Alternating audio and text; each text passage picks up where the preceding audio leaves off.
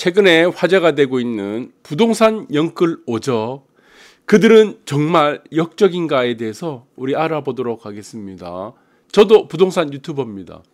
그런데 부동산 유튜버들 5명을 가지고 지금 역적인가 아닌가, 그래서 지금 나라를 팔아먹은 사람처럼 비유를 하는 이러한 지금 작태가 지금 벌어지고 있습니다. 같은 동종업계에 있는 사람으로서 상당히 마음이 아프고, 지금 이제 무겁기도 합니다, 마음이. 그래서 어떤 일인가 우리가 좀 알아보도록 하고, 오늘은 이제 특이한 뉴스가 2가지가 있습니다. 그래서 오늘 이 뉴스부터 잠깐 보도록 하고, 우리가 영끌 오적에 대해서 한번 알아보도록 하겠습니다. 물론 제 개인적인 의견일 뿐입니다. 부동산 규제 푼다, 15억 넘는 집도 대출 허용한다. 이거는 작년에 제가 말씀드렸죠. 이거 작년에 다 예측해 드렸습니다. 올해 이게 15억도 풀릴 거다. 그래, 종부세 풀릴 거라고 말씀드렸고, 유튜브 영상 그대로 있습니다. 그 다음에 양도세 풀린다고 했죠. 그 다음에 15억이 풀린다고 했죠. 그 다음에 맨 마지막으로 뭐가 풀린다고 했습니까? 투기지역, 이거 다 풀립니다. 투기지역하고 투기과열지역, 우리 조정지역 마찬가지입니다. 이미 풀렸고, 일부 지역 빼고는. 그래서 이거는 무엇입니까? 규제지역이죠, 토탈. 그래서 규제는 다 풀립니다. 그런데 이거 제가 의미 없다고 말씀드렸죠. 작년에 다 말씀드린 겁니다. 그냥 재탕하는 겁니다. 왜 의미가 없습니까? DSR 때문에 이거 의미가 없어요.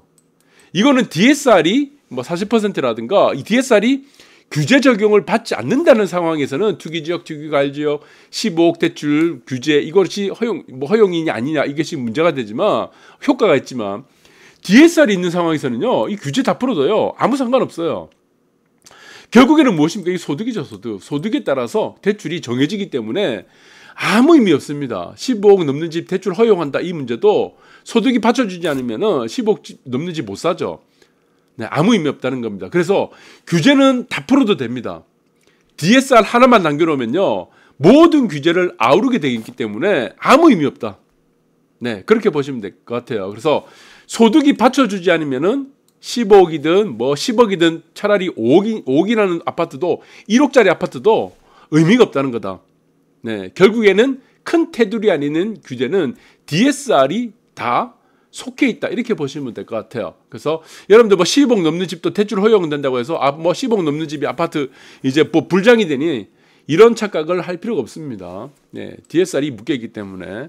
그리고 오늘 이제 본격적으로 얘기해야 될 부분이 이제 인터넷상에 여러분들 찌라시가 지금 많이 돌고 있어요.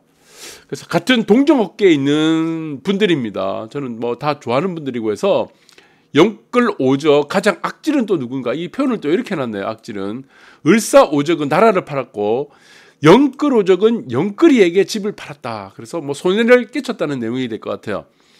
손해. 그래서 영끌이 생애 소득을 은행에 담보 잡도록 선동한 영끌 오적 중에 제일 악질은 누구냐 하다 보니까 당연히 지금 불란님입니다. 이 글자를 부동산 읽는 남자, 글을 읽는다는 게 아니고 부동산을 읽는 남자라고 해서 글을 약간 바꿨네요. 그래서 불란님이 될 것 같고, 속삭이는 가스라이팅, 그 다음에 비아냥과 조롱에 다닌 이상우, 이분은 이상우인 것 같아요. 그래서 아직도 하락 인정 안 하는 빠숑, 그리고 꾸지즘과 훈계 장인 얼음공장, 그리고 무주택은 자파 프레임 아퍼유라는 분들인데 좀 안타깝습니다. 저도 이제 지금 방송을 19년도부터 해서 지금 올해로 지금 몇 년째입니까? 4년째입니까?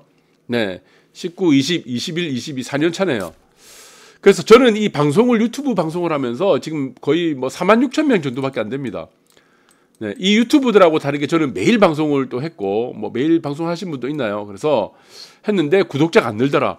그래서 4년 동안 하면서 느낀 점은, 제가 말하는 부분들이 맞고 안 맞고는 중요한 게 아니더라는 겁니다. 여러분들에게 제가 설명하는 것이 여러분들한테 이익이 되느냐, 혜택이 되느냐, 혹은 참고가 되고 어떤 학습이 되느냐, 이 문제는 아니더라는 얘기입니다. 그래서 유튜브가 활성화되는 거는 대부분의 사람들이 자기가 듣고 싶은 말을 해주는 채널을 찾더라는 겁니다. 그것이 결국에 나한테 손해가 되든 아니든 그거 상관없다는 얘기예요. 아무리 좋은 얘기, 아무리 좋은 제가 예측을 해줘도 상관이 없어요. 사람들이 그렇게 받아들이지 않는다는 겁니다. 그래서 여기서 나온 분들의 대부분 보면은 자, 저 보시면 상승론자입니다. 또 상승론자. 가장 위험하죠. 제가 안타깝다고 하는 부분이 이겁니다. 상승론자. 자, 여러분들 보시면은 투자의 세계는 무엇입니까? 투자의 세계.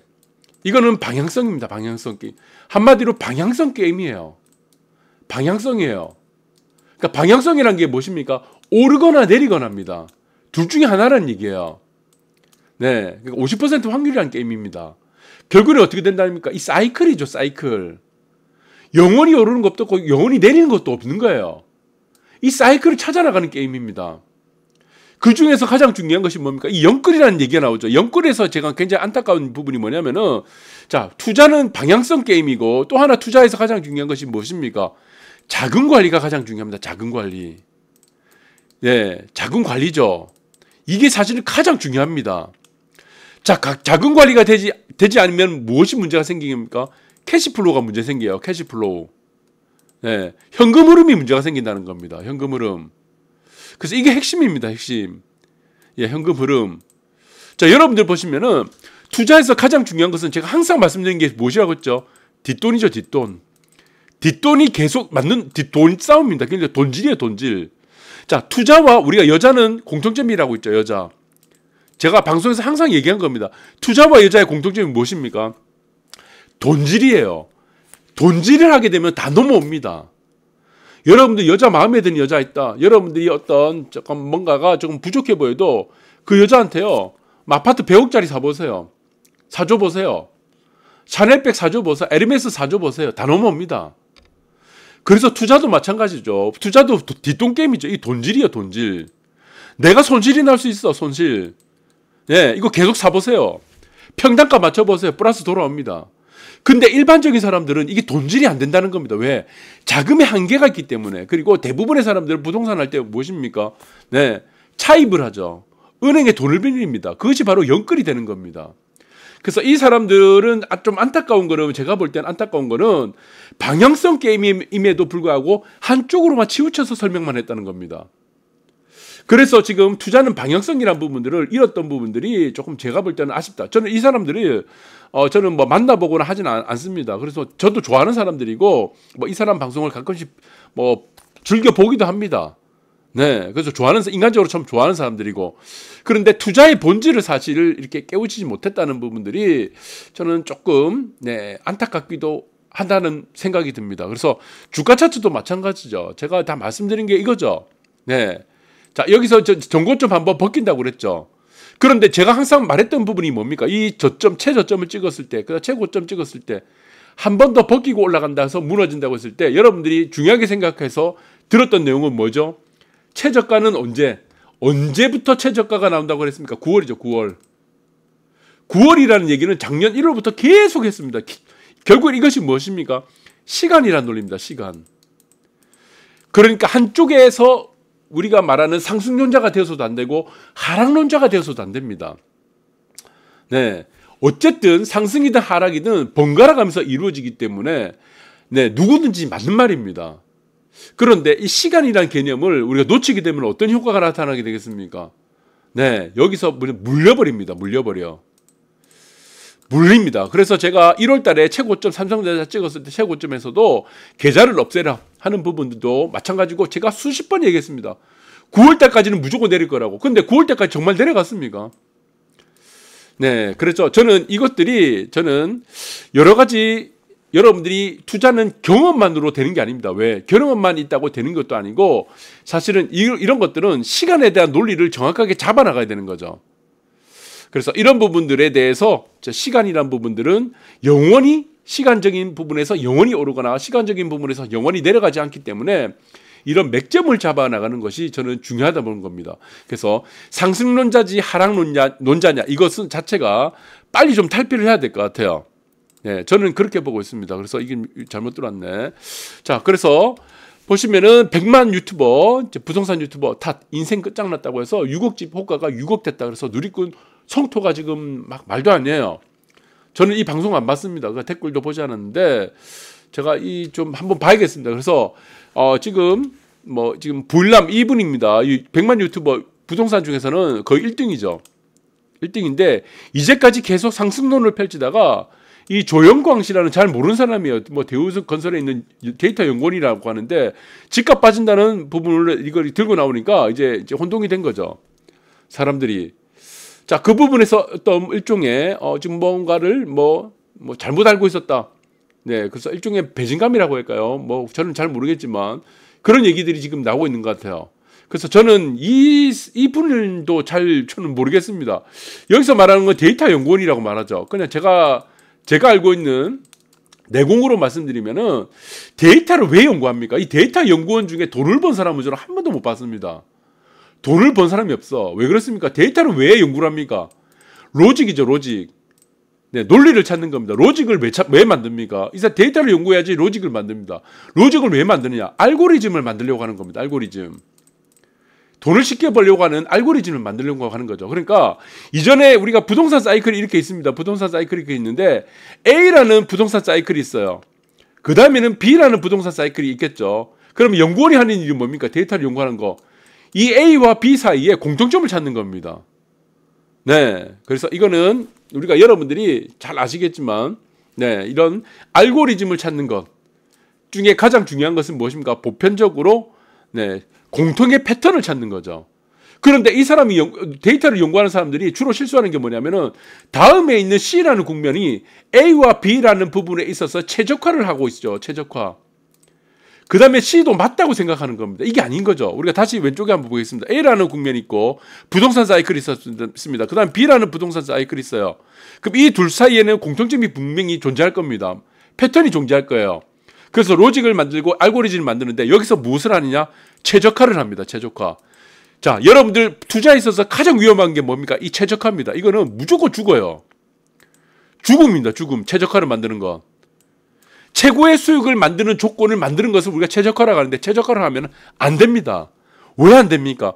다음에 C라는 패턴이 나오면은요, A와 B라는 패턴과 A라는 B라는 패턴은 공통점이 있더라도 A와 B와 패턴에서 C는 공통점이 안 나옵니다. 이게 다른 패턴으로 연결된다는 겁니다. 그래서 A와 B라는 사실 연관성이 없고 B와 C도 연관성이 없고 A와 C와도 연관성이 없어요. 그래서 최적화를 하는 이 데이터 연구하는 사람들은 주로 돈을 못 법니다. 오판을 하게 됩니다. 오판. 그래서 최악으로 사람들이 이제 바닥에 이르게 되면은 데이터 연구원들이 주로 하는 실수가 뭡니까? 더 빠진다고 합니다. 그때부터 악성, 네, 하락론자가 되는 겁니다. 최상단에 이르게 되면 어떻게 됩니까? 최상단에 우리가 이르렀어요. 최상단에 이렇게 이르렀죠. 데이터 연구원은 여기서 또 확신을 합니다. 왜? 최적화를 하기 때문에. 모든 조건이 최고점에 이르게 되면은 최고의 상승 조건을 가집니다. 모든 조건이 최하락, 바닥에 이르게 되면은 하락을 할 수 있는 모든 조건이 완성된다는 겁니다. 사실은 그때부터 시장은 상승으로 턴하게 된다는 거죠. 자, 그래서 이 데이터 연구원을 데리고 오는 거는 저는 아니라고 봅니다. 네, 그래서 전 부일라님이 이 부분을 실수를 했다. 그래서 이 두 분이 저는 인간적으로 나쁜 사람이고 뭐 좋은 사람이 나쁜 사람이 그런 건 모릅니다. 저는 모르고 전혀 연관이 없지만 제가 개인적으로 느끼는 부분들은 객관적으로 봤을 때, 네, 저는 이제 수많은 이런 이제 주식이나 부동산들을 엄청 경험을 많이 했습니다. 연구도 엄청 많이 했고, 그리고 여러분들이 아시겠지만 항상 그래요. A라는 시기와 부동산에 B라는 시기가 있으면요, 네, 이거는 다르다고 했죠. 자, 그런데 대등수치가 굉장히 중요하다고 했습니다. 대등수치. 대등하다고 했습니다. 시간이 대등하다고 했어요.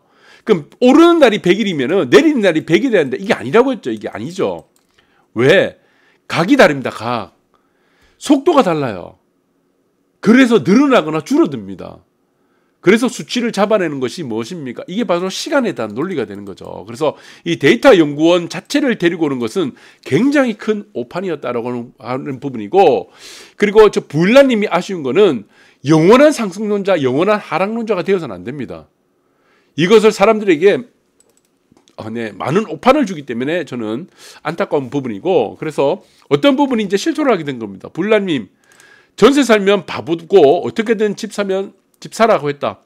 작년에 전세금 뺀 5억 플러스 이것저것 대출해서 대출 4억, 와이프 대출 1억 해서 경기권 아파트 10억 매수를 하겠다. 근데 나 지금 보니까 어떻게 됩니까?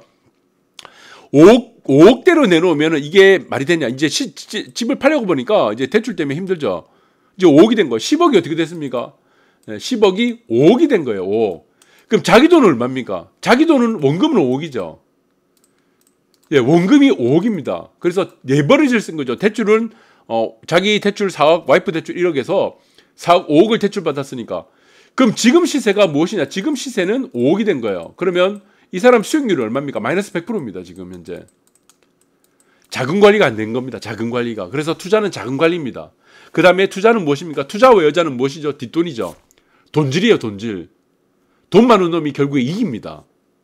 자, 일반인들은 이것이 안 되기 때문에 그래서 연구를 많이 해야 되고, 그리고 지금 분석도 많이 해야 되고, 그리고 정확한 시간을 알고 있는 사람들의 얘기를 들어야 됩니다. 대부분의 99.9% 사람들은 모르죠. 시간에 대한 논리를.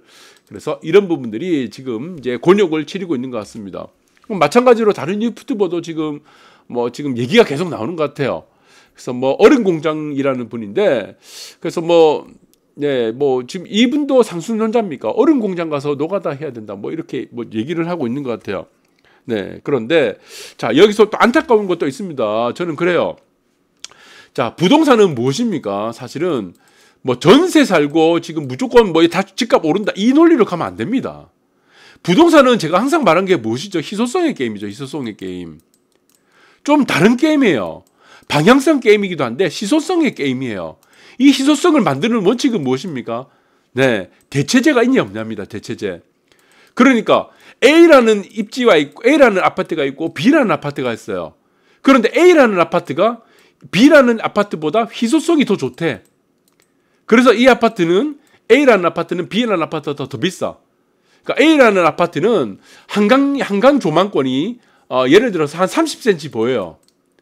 B라는 아파트는 한강 조망이 한 5cm 정도 보입니다. 그 차이죠. 그러니까 이게 무엇입니까? 희소성에도 정도가 있다는 겁니다. 희소성에도 정도. 어떤 정도? 희소성에도 대체제가 될 수 있는 어떤 질량적인 양이 되겠죠. 양. 그러니까 A라는 아파트가 대체를 할 수 있는 아파트는 한 전체적으로 그러니까 한 100가구 정도 된다는 거예요. 근데 B라는 아파트는 한강 뷰가 한 3cm 보이는데 3cm 정도 보이는 아파트는 한 300가구 된다는 정도입니다. 결국엔 이건 희소성이죠. 희소성을 양으로도 나눌 수 있다. 그것이 바로 대체제라는 겁니다. 여러분들 고 그림이 있습니다. 고 그림이 있고 유명한 이제 고 그림이 있으면은 네 지금 닥터 피셔 있죠. 가시입니까? 네 갑자기 기억 안 나는데 의사 그럼 보시면은 저기 갑자기 또 기억 안 나네요. 네 지금 보시면 그 그림이 있는데 이 그림은 한 장밖에 없는 거죠. 한 장. 네. 그래서 프랑스에 보면 아르 지방에서 지금 이 사람이 고 얘기를 할 필요가 없는데 거기서 주로 활동을 했고 주로 이제 좀 네덜란드 사람입니다. 여러분들 그 전기 한번 읽어보세요. 제가 이 전기를 초등학교 6학년 때 읽었나 그래서 기억을 끄집어내니까 힘드네요. 그래서 그 그림 한 장밖에 없다는 겁니다. 대체제가 없어요. 대체제가. 그러니까 부동산은 무엇이냐? 제가 얘기했던 거는 희소성에 대한 논리를 한강변 아파트만 지금 압축을 해서 얘기했다는 겁니다. 한강변 풀 조망권이 있어. 그 대체제가 몇 개 되겠습니까? 많이 없는 거죠. 그래서 결국에는 무엇이냐? 대체제가 몇 개 정도 있느냐?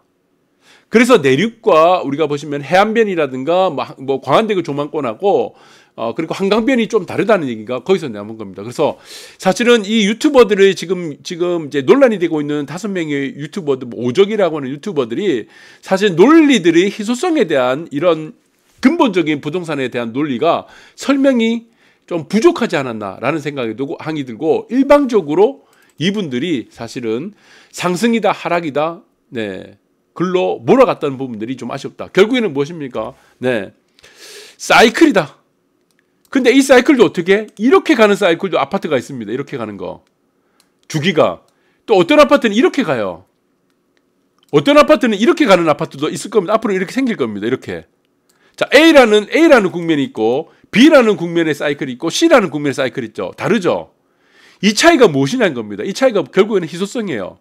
한강변의 아파트는 영원히 오를 것 같아요. 아닙니다. 조정받습니다. 멈춰요.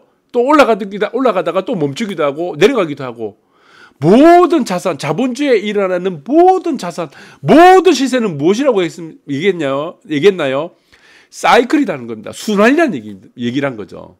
그래서 여러분들은 지금 부동산에 대해서, 주식에 대해서 여러분들이 항상 항상 얘기하는 것은 모든 주기가 이루어진다. 모든 자산에는 시세에는 주기가 이루어지고 가장 중요한 것은 수익성이 아니라 수익 관리가 아니고 자금 관리라는 부분들. 그 부분들을 여러분들이 항상 염두에 두시고 투자에 임하시고 부동산에 임했으면 좋겠습니다. 감사합니다.